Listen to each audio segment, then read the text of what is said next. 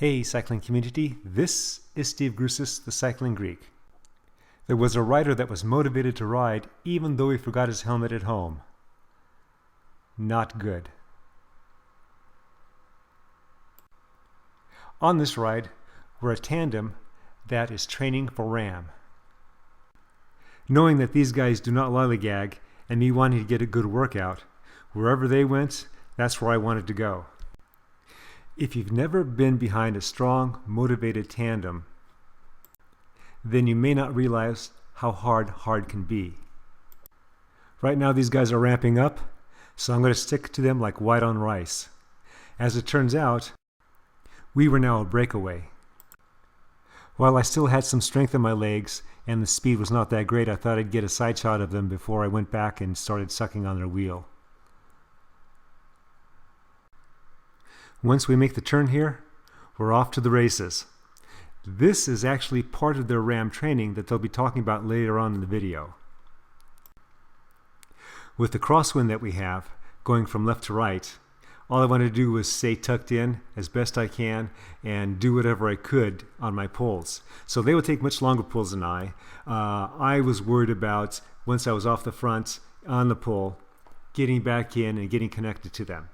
And so far I'd been able to do that. Now if these guys were guttered all the way to the right, it would have been a much harder ride for me. So you see the speed about 23, 24, but again, we had a pretty strong wind there. These guys can handle the wind a lot better than I can. While on a dead flat course it could be challenging for me, when the course starts to rise, it's a lot easier for me. Now, when we go on a descent, then it can get real tough. Now, these guys have a 5611, and when they're going downhill, I have to make sure to pay attention all the time. Now, in this case, I let a little gap open up, and now I'm going as hard as I can to try and close it, and I'm not closing it. Can you say bye-bye? This is Steve Grusis, the Cycling Greek. I'm here with Roehl. Each time we do that. I know, right? Take two. This is Steve Grusis, the Cycling Greek. I'm here with Roehl Carago and Lisa Roehl. And they are training for RAAM. And when is RAAM? June 18th. They a relay or yes. Straight? Oh, okay.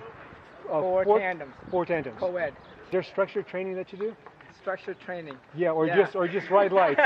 This is structured training right here. Okay, so no structured training. And then a couple of doubles, three or four doubles. We do team rides a couple times. We work on our doubles for endurance, and then we do short fast for our speed. Okay. When did you guys start training for this? He never stopped. Yeah. I started like 2 months ago. So how many doubles have you done as a tandem since then? Oh, shoot. We've done 2 this year. so 5. We've done 5 together. Okay. Do you know what your competition is going to be like?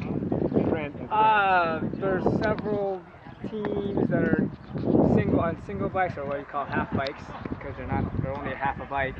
But then there's 17 countries, so about maybe 20 countries.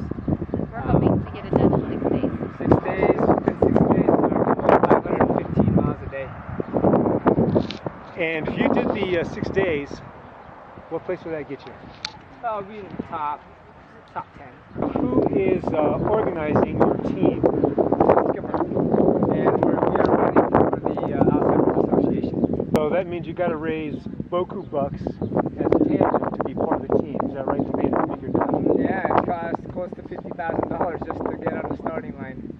For the whole team? For the whole team. Okay, not each. Okay, that's okay. That's yeah. So so we're uncomfortable. fundraising to help us get there, Yes. and we're also fundraising for the Alzheimer's Foundation. Yes. okay. So what are you doing for fundraising? Do you have like a GoFundMe? We have a GoFundMe for the Alzheimer's, but we're just taking personal donations. Okay. Yeah, we need team. We have team expenses, of course. That's about $48,000 to $50,000 for registration, food, gas, rental of vehicles, the whole 9 yards.